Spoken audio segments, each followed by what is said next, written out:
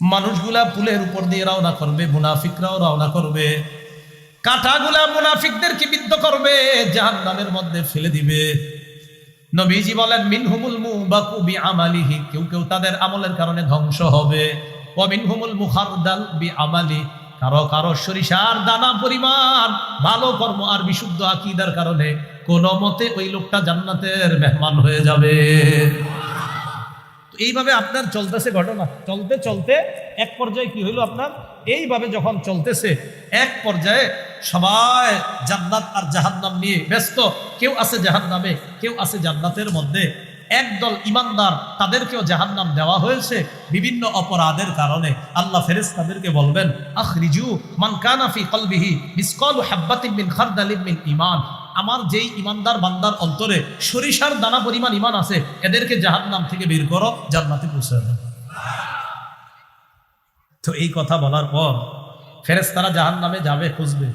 এখন আবার মনে একটা প্রশ্ন আসতে পারে, হুজুর জাহান্নামে জ্বলবে সবাই, ফেরেশতারা চিনবে কিভাবে এটা ইমানদার আর ওটা বেঈমান?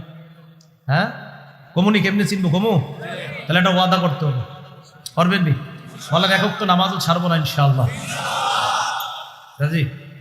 একজন আলেম ওয়াদা নিছে আপনাদেরকে ফজর ছাড়বেন না, মনে আছে? একজন কিন্তু ওয়াদা নিছিল, আপনি মনে করেন আমি বইয়ে ঘুমাইছি, সব শুনছি সবার বক্তব্য। একজন কিন্তু ওয়াদা নিছে, মাশাআল্লাহ সুন্দর হাদিসও শোনাই দিছে, ফজর বললে আল্লাহ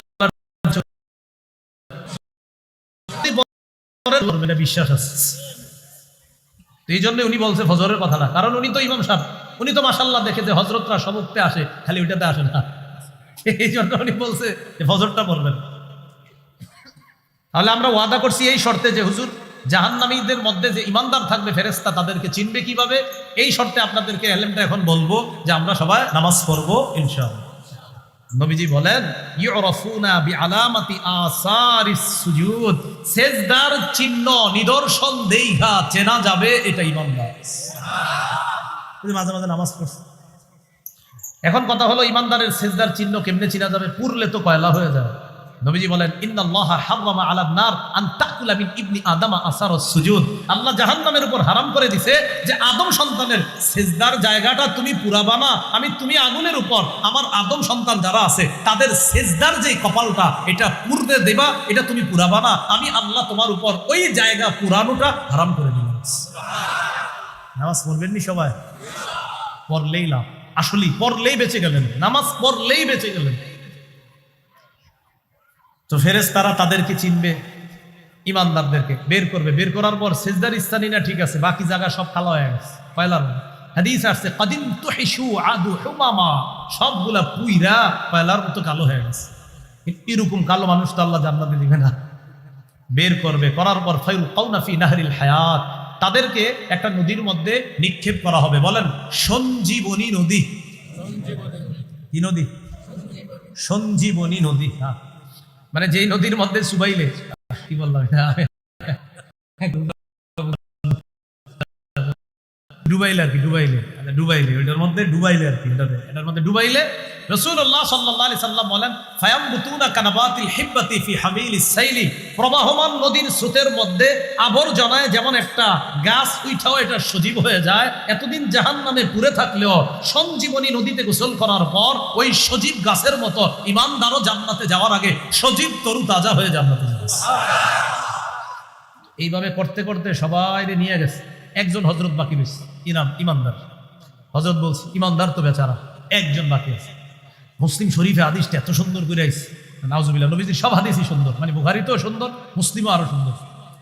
আমাদের নবীর সব কথাই সুন্দর, আল্লাহর সব কথা সুন্দর। আমি আমার কথা উড্র করলাম যে ওইটা বেশি সুন্দর না, নবীর সব কথাই সুন্দর, আল্লাহর সব কথাই সুন্দর।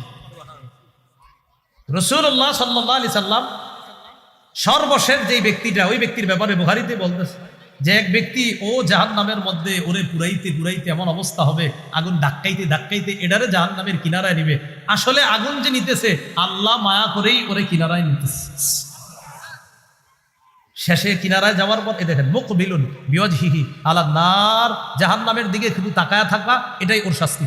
এতদিন পুড়ছে, এখন সর্বশেষ শাস্তি ওইভাবে তাকায়া থাকতে হবে আগুনের দিকে, আগুনের লো হাওয়া ওর শরীরে আইসা লাগবে, এটাই ওর শাস্তি।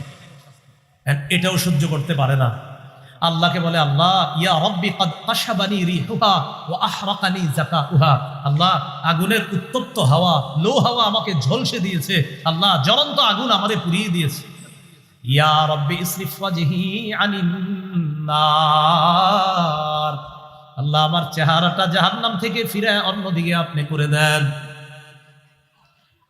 আল্লাহ পাক রব্বুল আলামিনকে বান্দা ডাকতে থাকবে, আল্লাহ জাহান্নাম থেকে আমার চেহারাটা অন্যদিকে আপনি একটু ফিরা দেন। আল্লাহ বলবেন, লাআল্লাকা ইন আতাইতুকা আন তাসআলানি গায়রা, আমি যদি তোমার চেহারা অন্যদিকে ফিরা দেই, তুমি আবার আমার কাছে অন্য নিয়ামত চাইবা, তুমি আরেকটা চাইবা। বান্দা বলে, লা ওয়া ইজ্জাতিকা ইয়া রাব্বি লা আসআলুকা গায়রা, মাবুদ আপনার ইজ্জতের শপথ, আমি আর কিচ্ছু চাবো না। আল্লাহ কয় চাইবা, কয় না চাবো না, চেহারা ঘুরাইয়া দিস। বলেন আলহামদুলিল্লাহ। আপনি জানেন চেহারা ঘুরাইয়া দেওয়াটাও একটা জাহান্নামীর কাছে কতটা স্বস্তির কারণ, যে আমার চেহারা আগুনের দিকে নাই, অন্য দিকে দিস।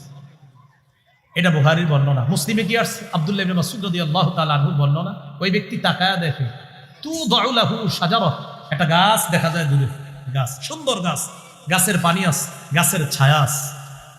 আল্লাহকে বলে, আল্লাহ আদনিনি মিন হাদিহি শাজারা লিআস্তাজিল্লা বিজিল্লিহা ওয়া আশরাবা মিন মাইহা, আল্লাহ গাছের ছায়ার নিচে নিয়ে যান, আমি গাছের পানি পান করব, গাছের ছায়া নিব। আল্লাহ কয়, তুমি না ওয়াদা করলা আর কিছু চাইবা না, এটাই শেষ। আল্লাহ পাক রব্বুল আলামিন বলেন, লাআল্লাকা ইন আতাইতুকা আন তাসআলানি গায়রা, তুমি আমার কাছে আবার চাইবা, আমি যদি তোমাকে এটা দেই। ওয়াইলাকা ইয়া ইবনা আদম মা আগদারাকা, আদম সন্তান, পুরো আফসোসের বিষয়, তুমি বড় গাদ্দার। হাসেন সবাই, এটা আসলে মায়ার ধমক, এটা আসলে মায়ার ধমক। আল্লাহ যে ওরে গাদ্দার বলে, এটা মায়া কইরা, আসলে আল্লাহ রাগ কইরা না, মায়া কইরা, যে তুমি খালি ওয়াদা খেলাফ করো। বলেন তো এটা ধমক, এটা মায়া? মায়া মা বাবা অনেক সময় মায়া কইরা কিন্তু বলে, তো মায়া এটা। তো আল্লাহ কি করছে ওরে, আল্লাহ কি করবেন, ওরে প্রথম গাছের নিচে নিয়ে যাবেন। নিয়ে যাওয়ার পর ওর কি বক্তব্য দেখেন। আপনি জানেন এই হাদিস যখন আমি পড়ি, চিন্তা করি যে জাহান্নাম থেকে বের হওয়াটা কতটা নেয়ামতের বিষয়। গাছের নিচে গিয়ে কয়, আদম সন্তানের পূর্বাপর কাউকে এত বড় নেয়ামত আল্লাহ দেয় নাই যা আমাকে দিছে।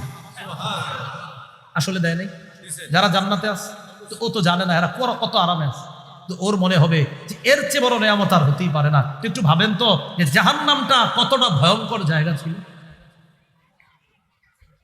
সুম্মা তুদাউ লাহু শাজারাতুন হিয়া আহসানু মিনাল উলা, পানি পান করে গাছের ছায়া নেয়, হঠাৎ তাকায় দেখে দূরে আরেকটা গাছ প্রথম গাছের চাইতে আরো সুন্দর।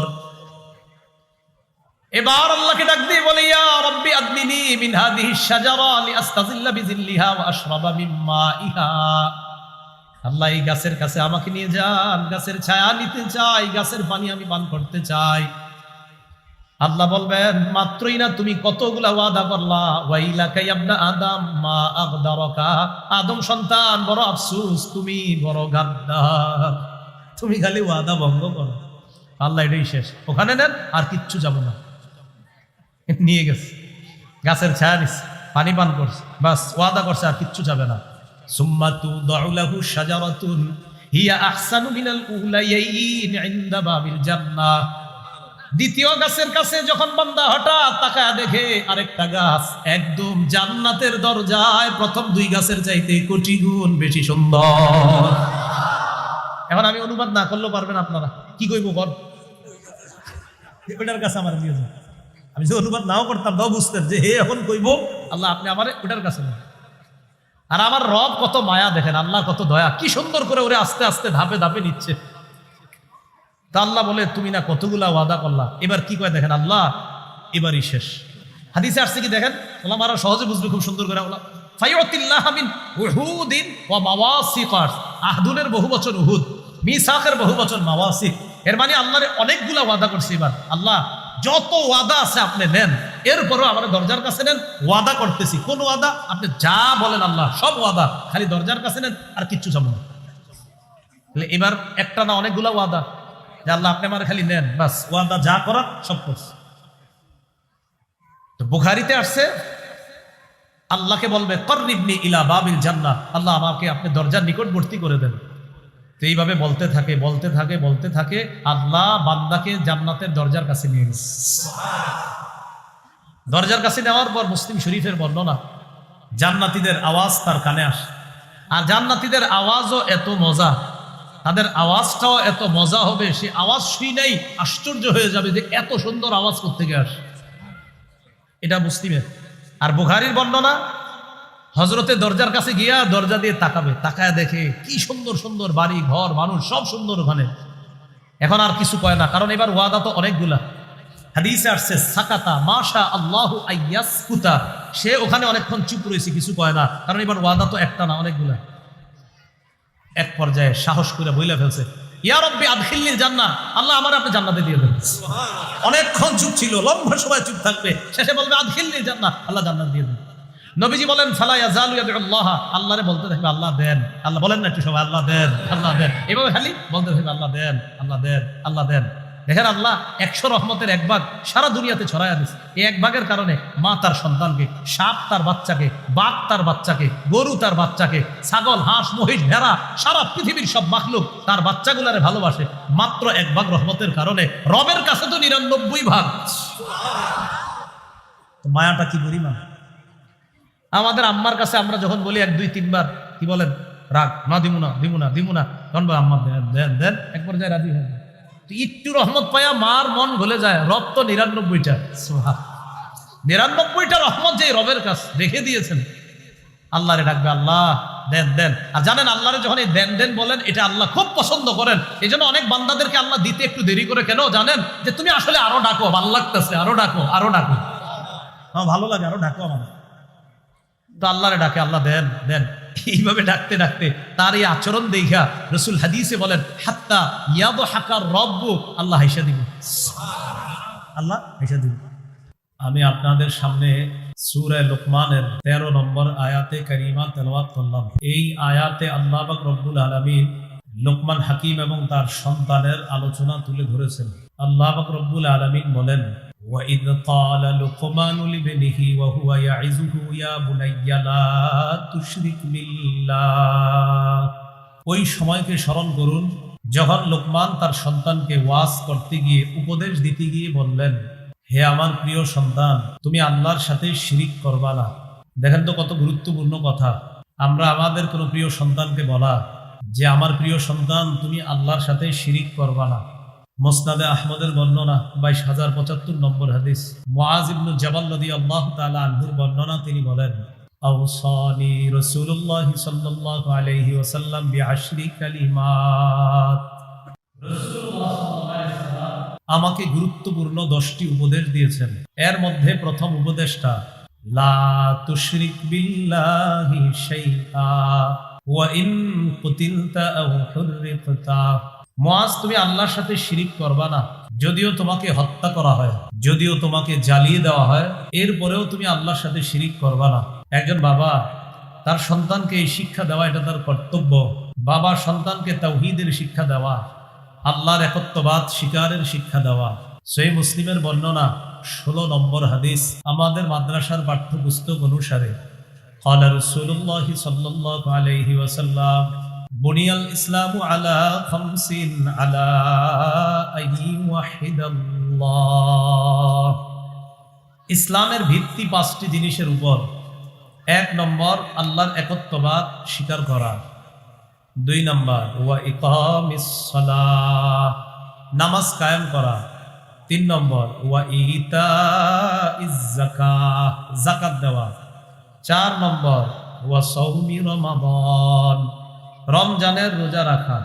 5 নম্বর, ওয়াল হাজ্জি, হজ করা। এই শিক্ষা বাবা তার সন্তানকে দেওয়া। খুব ভালো করে মনে রাখবেন, ইসলামে আকীদার খুব বেশি গুরুত্ব। প্রথমত, যার আকীদা অশুদ্ধ সে জাহান্নামী। দ্বিতীয়ত, যার আকীদা বিশুদ্ধ, পাশাপাশি কিছু অশুদ্ধ আকীদাও আছে, এমন অশুদ্ধ যেই অশুদ্ধ আকীদার কারণেও সে জাহান্নামী। তৃতীয়ত, সংশয়বাদী আকীদা। চতুর্থত, বিশুদ্ধ আকীদা। প্রথম, অশুদ্ধ আকীদা, ঠিকানা জাহান্নাম। দ্বিতীয়ত, আকীদা বিশুদ্ধ, সাথে কিছু অশুদ্ধ আকীদা, এমন অশুদ্ধ যেই অশুদ্ধতার কারণে তার ঠিকানা জাহান্নাম। তৃতীয়ত, সংশয়বাদী। এই সংশয়বাদী এমন পর্যায়ের, আখিরাতকে অস্বীকার করে বসে, তার ঠিকানাও জাহান্নাম। চতুর্থত, বিশুদ্ধ আকীদা, মারা যাওয়ার পর একদিন না একদিন আল্লাহ তারে জান্নাত দান করবে। প্রথমত অশুদ্ধ আকীদা যার, তার সব আমল বরবাদ। সূরা মাইদার ৫ নম্বর আয়াতে আল্লাহ বলেন, ওয়া মান ইয়াকফুর বিল ঈমান ফাকাদ হাবিতা আমালু। যে ব্যক্তি ঈমানকে অস্বীকার করে, যে ব্যক্তি ঈমানের সাথে কুফরি করে, তার সব আমল নামা বরবাদ, তার এই আমলের কোনো মূল্য নাই। সূরা কাহফ ১০৩, ১০৪, ১০৫ নম্বর আয়াতে আল্লাহ বলেন, কুল হাল নুনাব্বিউকুম বিল আখসারিনা আ'মালা। নবী আপনি বলেন, আমি কি তোমাদেরকে জানিয়ে দিব তাদের ব্যাপারে যারা আমলে অধিক ক্ষতিগ্রস্ত? আল্লাযীনা দাল্লা সাইয়ুহুম ফিল হায়াতিদ দুনিয়া, যাদের পৃথিবীর প্রচেষ্টা সব ব্যর্থ। ওয়া হুম ইয়াহসাবুনা আন্নাহুম ইহসিনুনা সুনআ, তারা মনে করে তারা দুনিয়াতে ভালো কাজ করে, আসলে তাদের এই প্রচেষ্টা সব ব্যর্থ। আল্লাহ বলে, কেন? তারা কারা? উলাইকাল্লাযীনা কাফারু বিআয়াতি রাব্বিহিম ওয়া লিকাইহি, এরা হলো তারা যারা তাদের রবের আয়াতগুলোকে অস্বীকার করে, রবের সাথে সাক্ষাতের বিষয়টা যারা অস্বীকার করে। ফাহাবিতাত আমালুহুম, আওয়াজ কমান, কমান, মারায় না, খালি কমান, চারদিকে দেয়াল আছে তো সমস্যা নেই, আওয়াজ কমাইলেও শোনা যাবে। ফাহাবিতাত আমালুহুম, তাদের আমল নামা সব বরবাদ। ফালা নুকিমু লাহুম ইয়াউমাল কিয়ামাতি ওয়াজনা, কিয়ামতের ময়দানে আমি তাদের এই আমলের জন্য কোনো ওজন নির্ধারণ করব না, কোনো ওজন নির্ধারণ করব না, বিনা হিসাবে জাহান্নাম, কারণ ঈমান নাই। আল্লাহ বলেন, তাহলে তাদের পুরস্কার কি? যালিকা জাযাউহুম জাহান্নাম, তাদের ঠিকানা জাহান্নাম। কেন? বিমা কাফারু, কুফরি করার কারণে, আকীদা অশুদ্ধ হওয়ার কারণে তাদের ঠিকানা জাহান্নাম। ওয়াত্তাখাযু আয়াতি ওয়া রুসুলি হুজুয়া, এরা আমার আয়াতগুলা আর আমার রসুলদেরকে উপহাসের পাত্র বানিয়েছে, তাই তাদের ঠিকানা জাহান্নাম। হাতে পায়ে ধরে বলি, আকীদা অশুদ্ধ নিয়ে কবরে যায় না, ধরা খেয়ে যাবেন। বিশুদ্ধ আকীদা নিয়ে যেতে হবে। আল্লাহ কথাগুলা বুঝার তৌফিক দান করেন। অশুদ্ধ আকীদা থাকলে কি সমস্যা?